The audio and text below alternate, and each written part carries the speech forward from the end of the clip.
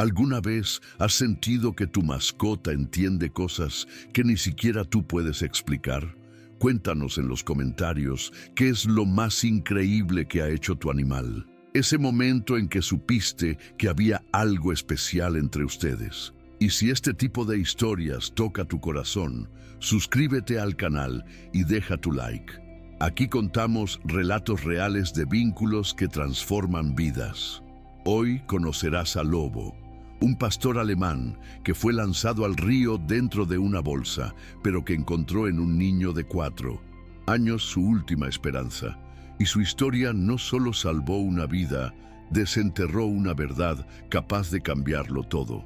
El amanecer apenas comenzaba a despejar la bruma que flotaba sobre el río Yakuma. Era mediados de junio, época de lluvias, y el suelo estaba cubierto de barro fresco. Don Ramón, un hombre de 68 años con paso lento pero mirada atenta, solía caminar cada mañana por la orilla con su nieto Mateo. Desde que se jubiló como veterinario rural, su rutina era la misma: termo de café, botas de caucho y el niño de la mano.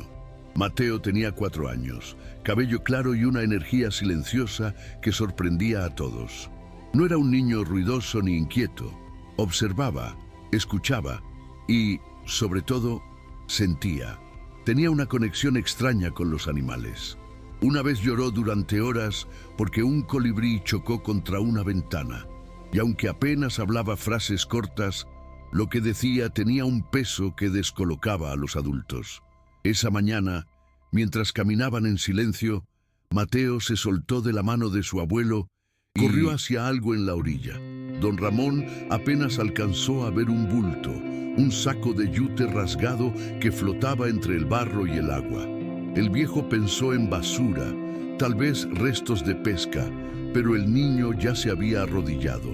«Mateo, espera», dijo Ramón acelerando el paso, pero el pequeño ya estaba metiendo las manos en el saco, mojado y pesado. De pronto, el abuelo vio unos ojos, 2 ojos oscuros, cansados, hundidos entre el pelaje sucio de un perro grande, un pastor alemán. El animal no se movía, solo respiraba de forma débil, irregular, como si cada aliento le costara una batalla. Ramón, veterano de 1000 emergencias animales, sintió el corazón en la garganta, no solo por la condición del perro, sino por la forma en que Mateo lo tocó. Con suavidad, como si supiera exactamente dónde poner los dedos para no hacer daño. El perro, en vez de retroceder o gruñir, giró apenas la cabeza y lamió la mano del niño. Fue un gesto tan mínimo y poderoso que don Ramón supo en ese momento que no podían dejarlo ahí. «Lo vamos a llevar a casa», dijo, más para sí mismo que para el niño. «Pero no sé si aguante». Mateo lo miró con firmeza. «Se llama Lobo», dijo. Ramón frunció el ceño. Nunca había escuchado a su nieto nombrar algo tan rápido. «¿Cómo sabes?», él me dijo. Y, sin decir más, el niño se levantó y sostuvo la oreja del perro como si lo guiara. El abuelo se inclinó, metió con cuidado al animal en una manta y juntos caminaron de regreso al rancho, el barro pegándose a sus botas, el río murmurando algo que todavía ninguno entendía. En la mesa del galpón, donde Ramón solía revisar animales heridos del pueblo, colocaron al perro con sumo cuidado. La pata trasera derecha colgaba de forma antinatural, y todo su cuerpo estaba cubierto de hematomas y costras. Sin embargo, no sangraba activamente. Era como si las heridas fueran viejas, como si lo hubieran golpeado, amarrado, abandonado y luego arrojado al río con la esperanza de que desapareciera. Don Ramón comenzó a trabajar. Agua, tibia, desinfectante, gasas. Mateo no se movió de su lado. Sostenía el cuenco de agua y mojaba el hocico del perro con un trapito. «Aguanta, Lobo», susurraba. Cuando Ramón recortó parte del pelaje en la zona del lomo, notó algo extraño. Una pequeña protuberancia apenas palpable justo debajo del omóplato izquierdo. Al presionarla con cuidado, detectó una estructura dura, plana, rectangular. No era un hueso, Tampoco parecía un tumor. Con pinzas finas, extrajo un pequeño dispositivo cubierto de una cápsula plástica. Lo observó unos segundos. No era un microchip común. Tenía una ranura diminuta, como si guardara datos. Ramón no lo mencionó en voz alta. Mateo seguía ahí, con los ojos fijos en el animal. Mañana vamos al pueblo. Veré si puedo leer esto con el viejo escáner de emergencias. Esa noche, Lobo durmió en una colchoneta junto a la cama del niño. No ladró, no gimió, solo respiraba con dificultad y de vez en cuando movía la cabeza hacia Mateo, que le contaba cuentos de memoria mientras le acariciaba el cuello. A la mañana siguiente, Ramón colocó el dispositivo en su antiguo lector, un aparato oxidado pero funcional. Nada. No había respuesta. El chip parecía inactivo. Sin embargo, al presionar una pequeña hendidura, se iluminó un punto rojo y apareció una palabra en la pantalla, bloqueado por frase de activación. Ramón tragó saliva. Eso no era un chip veterinario, era otra cosa. Y en ese instante lo supo. Ese perro tenía un pasado, uno que no iba a ser fácil de ignorar. Esa misma tarde el teléfono fijo sonó. Era Carmen Suárez, exalumna de don Ramón y hermana de un periodista desaparecido 3 meses atrás. Llamaba porque alguien había dejado una nota anónima en su buzón. Decía solo esto: si encontraste al guardián, dile estrella fugaz. Y el mundo de don Ramón y su nieto cambió para siempre. Don Ramón no era un hombre que se impresionara fácilmente, pero esa llamada lo dejó sin aliento. Carmen Suárez, a quien había visto crecer entre estantes de München, libros y caminatas por la plaza del pueblo, ahora hablaba con voz firme, como si hubiese estado conteniendo un volcán por semanas. ¿Quién te dio esa nota?, preguntó él. No sé, la encontré esta mañana en el buzón. No hay cámara, ni vecinos que hayan visto nada, solo esa frase. Y mi instinto me dice que no es casualidad. Ramón respiró hondo. Le explicó lo del perro, el chip, y cómo su nieto lo había sacado del río apenas 24 horas antes. Ese perro, dijo Carmen con un hilo de voz que se quebró, es un pastor alemán grande con una cicatriz en la pata trasera. Exactamente así. Hubo silencio del otro lado, y luego una confesión. Su hermano Roberto había estado trabajando en un reportaje encubierto sobre corrupción en la Reserva Ecológica de Yakuma. Había desaparecido sin dejar rastro justo cuando se suponía que iba a entregar un material comprometedor. Carmen siempre creyó que había sido asesinado, pero ahora esa posibilidad se volvía más compleja. Si el perro seguía vivo, tal vez Roberto también. Esa tarde, Carmen llegó a la casa de Ramón. Llevaba una mochila al hombro, el pelo recogido y los ojos rojos de tanto no dormir. Cuando entró al galpón y vio al perro, se arrodilló sin decir palabra. Lobo, que hasta entonces solo respondía al niño, levantó la cabeza lentamente. La reconoció, no como a una extraña, sino como a un eco del hombre que había perdido. ¿Puedo probar?, preguntó Carmen, acercándose al lector. Ramón asintió. Carmen tomó el chip entre los dedos. Se inclinó y dijo en voz baja: estrella fugaz. La pantalla parpadeó. Una barra de carga se llenó. Y en segundos se desplegaron documentos, imágenes satelitales, registros de audio, contratos falsificados, ubicaciones de pistas clandestinas, nombres de oficiales y hasta coordenadas de lo que parecía una cárcel improvisada en medio de la selva. El rostro de Ramón se endureció. Esto es más grande de lo que imaginábamos. Lobo gimió levemente. Mateo se sentó a su lado y le acarició la cabeza. «Tenemos que ayudarlo», dijo el niño sin apartar la mirada del perro. Carmen lo miró como si ese pequeño acabara de decir la frase más lógica del mundo. «Y lo haremos». Yakuma era uno de esos pueblos donde todos creen saber todo de todos, pero en realidad nadie dice nada. Lo que no se cuenta no existe, y lo que se ve, si no se comenta, no tiene peso. Por eso, La desaparición de Roberto fue un tema fugaz, una noticia que duró una semana en los diarios y luego se diluyó entre rumores, miedo y silencios impuestos. Carmen sabía que no podía confiar en la policía local, pero había una excepción. Diego Villalobos, un oficial joven, nuevo en el pueblo, con más principios que paciencia. Ella lo había conocido en una protesta ecológica meses atrás. Le mostró parte del material, no todo, lo suficiente para que entendiera la magnitud del caso. Diego palideció.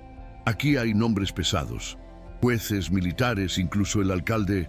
Lo sé, pero también hay algo más. Las coordenadas de una ubicación. En la selva. Mi hermano podría estar allí, vivo.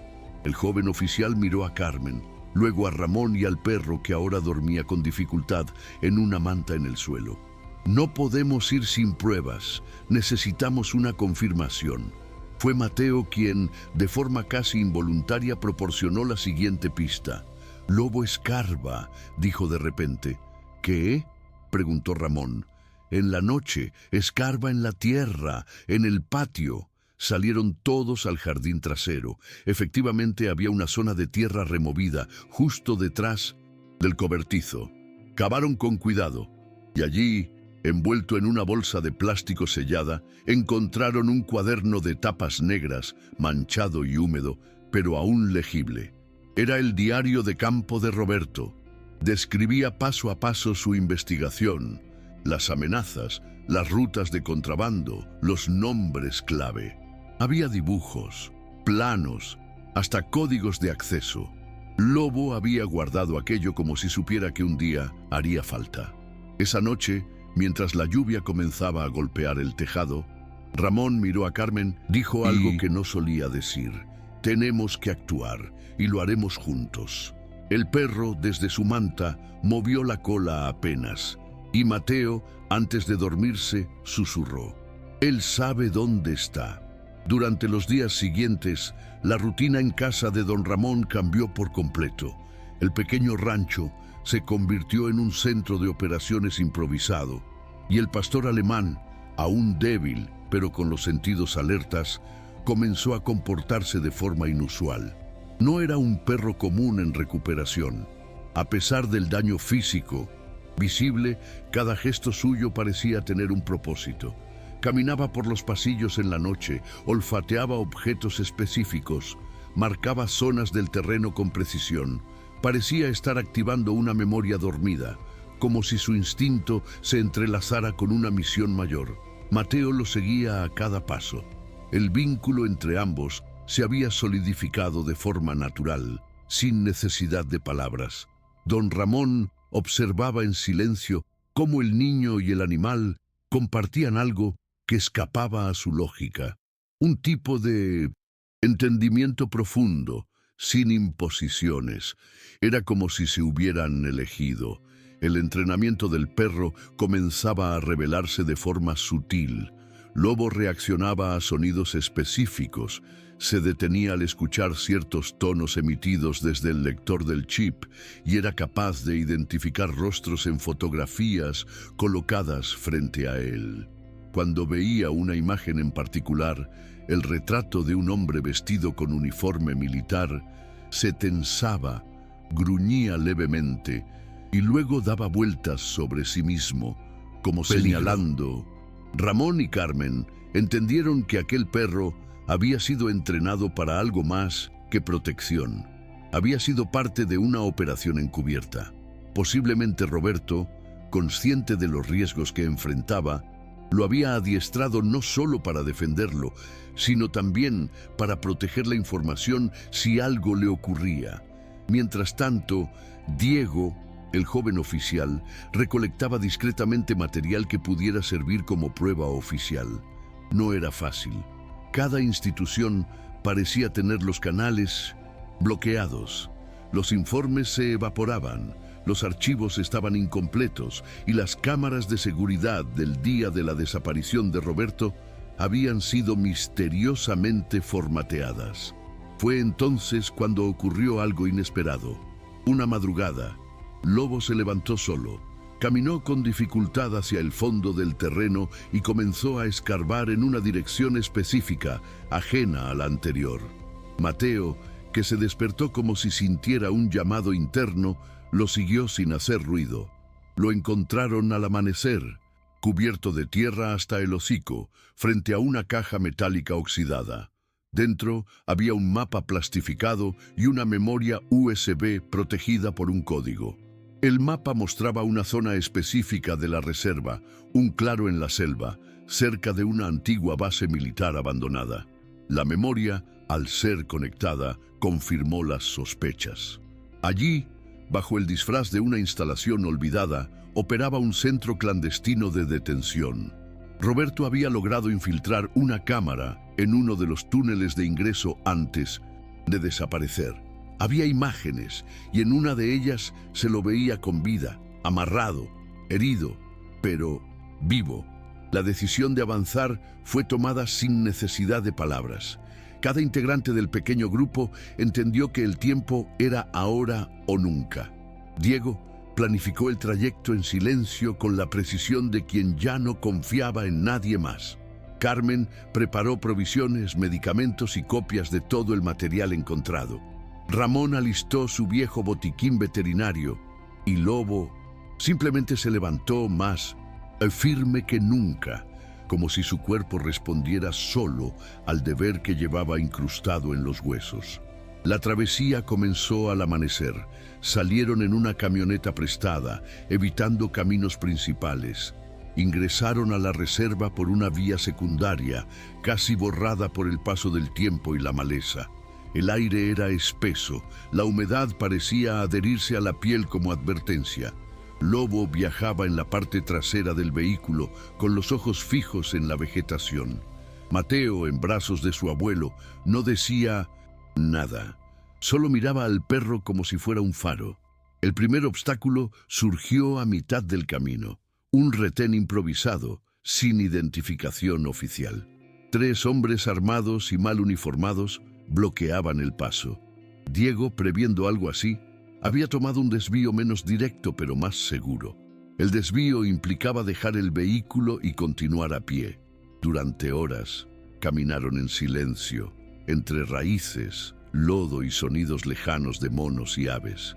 El ambiente era hostil, pero cada paso los acercaba más a una verdad oculta durante demasiado tiempo. Cuando comenzaron a divisar estructuras oxidadas entre los árboles, supieron que habían llegado. La base estaba camuflada, con vegetación artificial y cercas que parecían ruinas. Pero al acercarse, notaron sensores, cámaras discretas y una antena activa. No era un lugar abandonado, era una fachada operativa. Lobo avanzó primero. A pesar de su cojera, su cuerpo se movía con precisión, evitando ramas secas, marcando zonas de paso seguro. Se detuvo frente a un panel cubierto de hojas. Con su hocico, empujó una compuerta de ventilación que se abría hacia abajo. Era una entrada. El grupo ingresó uno por uno.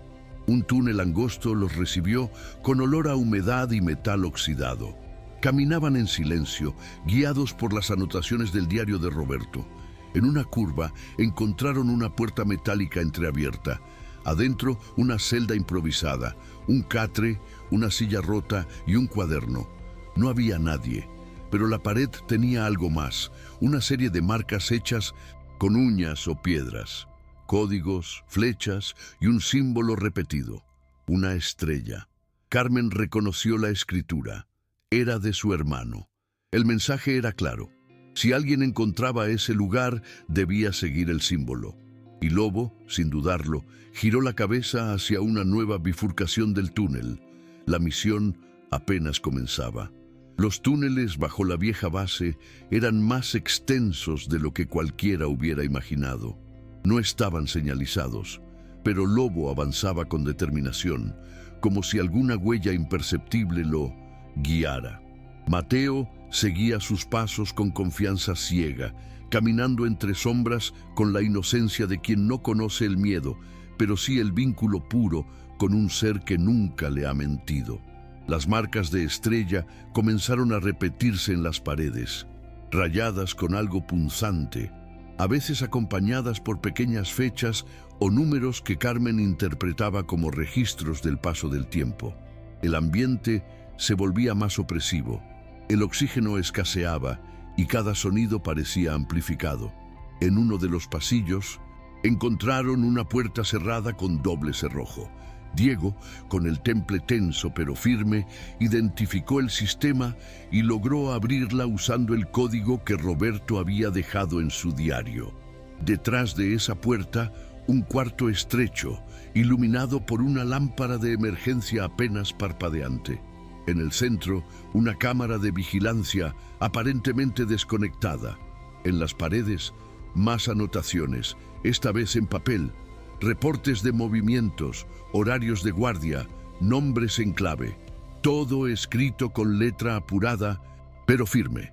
Era el trabajo de alguien que, aún atrapado, había seguido documentando. En una esquina del cuarto, cubierto por una manta raída, hallaron un transmisor rudimentario, diseñado para enviar una señal encriptada. Carmen, revisando los cables, comprendió que Roberto había intentado activarlo semanas atrás, pero probablemente no tuvo la energía suficiente. Era su último recurso. De alguna forma, él había confiado en que alguien, algún día, llegaría a ese punto. Lobo se tendió en el suelo y comenzó a olfatear una rejilla. Luego rascó con insistencia. Debajo, un compartimiento oculto reveló una memoria portátil y una pequeña grabadora. En la memoria, documentos más recientes, y en la grabadora, una voz débil y entrecortada. Era Roberto. Explicaba con esfuerzo su ubicación, mencionando un cuarto subterráneo adicional al que solo se accedía desde el nivel inferior, escondido detrás de un generador falso. La emoción en el grupo era contenida, pero real. Estaban cerca. Esa noche acamparon dentro de la base, en silencio, rodeados de oscuridad y con turnos de vigilancia. Ramón cuidaba a Mateo con una calma forzada. Sabía que lo que estaban haciendo escapaba a la lógica de la prudencia, pero también sabía que había momentos en la vida en los que uno debía responder, no por uno mismo, sino por algo mucho más grande. Lobo no durmió. Mantuvo la cabeza erguida toda la noche, como si cada fibra de su cuerpo supiera que el momento crucial se acercaba. A primera hora del día siguiente, comenzaron a descender hacia el nivel inferior.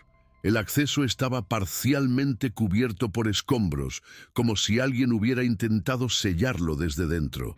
Diego lideró el camino, removiendo fragmentos con las manos desnudas. Cuando finalmente despejaron la entrada, lo que encontraron fue un pasillo oxidado y húmedo, con cables expuestos y charcos de agua estancada. El ambiente era más frío, más denso. Lobo se movía con lentitud, pero con dirección clara. Su pata lastimada no impedía que avanzara con decisión. Mateo, sostenido por Carmen, mantenía los ojos bien abiertos, como si cada centímetro de ese recorrido le resultara familiar, incluso sin haberlo visto nunca antes. Al fondo del corredor, encontraron el generador que Roberto había mencionado en su grabación. A simple vista, parecía abandonado, pero Lobo se detuvo frente a una sección lateral y la empujó con su hocico. La tapa metálica se soltó, revelando una palanca oculta. Al accionarla, se oyó un chasquido mecánico. Una compuerta lateral se deslizó, dejando ver una puerta gruesa, sin identificación, de acero puro. Estaba cerrada desde fuera, con un candado industrial. No hubo duda. Detrás de esa puerta, algo o alguien seguía esperando. El silencio se volvió absoluto. Diego, utilizando una herramienta especial, logró cortar el candado con esfuerzo. El olor que emergió al abrir la puerta era rancio, mezcla de humedad, encierro y desesperación acumulada. Dentro, una pequeña celda iluminada apenas por una rendija en la parte superior. Sobre una colchoneta, un hombre demacrado, con la barba crecida y el rostro cubierto de heridas cicatrizadas, intentaba levantarse sin éxito. Era Roberto. No habló, no se movió mucho, solo alzó la vista, y en sus ojos había reconocimiento. Lobo fue el primero en entrar. Caminó hacia él, apoyó la cabeza sobre su pierna y se quedó quieto. Roberto, con un gesto lento, colocó una mano sobre el lomo del animal. La escena fue muda, pero estremecedora. No hicieron... falta palabras. Solo la presencia del perro, el niño observando en silencio desde la entrada y la certeza de que la esperanza, a veces, sobrevive en los lugares más oscuros. Ramón se acercó con su botiquín. Carmen cubrió a su hermano con una manta. Diego vigilaba la entrada. Y Lobo no se movió ni un segundo de su lado. Habían encontrado lo que buscaban. Pero lo que vendría después pondría a prueba no solo su valentía, sino también su capacidad de resistir frente a una maquinaria que jamás permitiría que esa verdad saliera a la luz sin pelear. El regreso desde la base fue una operación silenciosa y peligrosa. No podían usar el mismo camino de ida. Diego, calculando el riesgo, guió al grupo por una ruta alternativa a través de la selva. Lobo, aunque exhausto, permanecía al lado de Roberto, alerta. Su cuerpo ya no respondía con la fuerza del primer día, pero su voluntad mantenía cada paso en pie. Roberto apenas podía hablar. Sus palabras eran susurros entrecortados, pero su mente seguía intacta. En las pausas del trayecto, con Carmen tomando notas, comenzó a reconstruir lo que había vivido, los nombres de sus captores, los métodos usados para silenciarlo, los detalles de cómo el chip fue implantado a Lobo por él mismo, bajo anestesia improvisada, sabiendo que si no sobrevivía, su única vía de denuncia serían las patas de su compañero. Llegaron a la casa de don Ramón en plena madrugada. El grupo se movía con sigilo.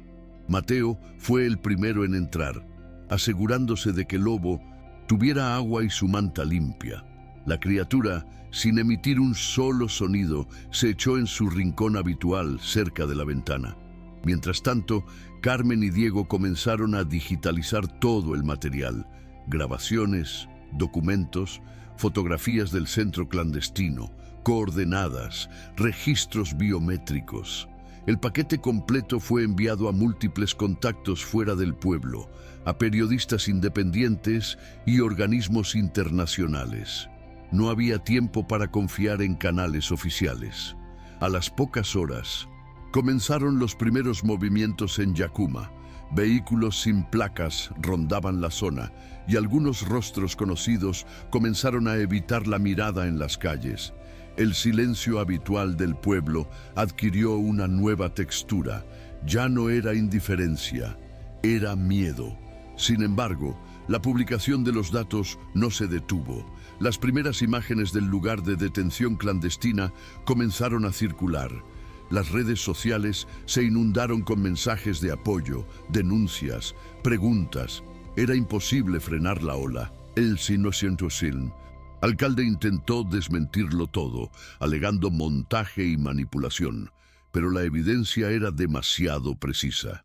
Días después, la Fiscalía Nacional anunció una investigación formal. Altos mandos militares fueron llamados a declarar. Oficinas fueron intervenidas. Se emitieron órdenes de captura. La verdad ya no dormía. Y en medio de ese torbellino, en la calma del rancho, Lobo dejó de levantarse. Los últimos días de Lobo fueron silenciosos. El perro no mostró dolor, ni emitió señales de sufrimiento. Solo comenzó a dormir más, a moverse menos. Cada vez que Mateo se acercaba, levantaba la cabeza con esfuerzo y le lamía la mano, como siempre lo había hecho.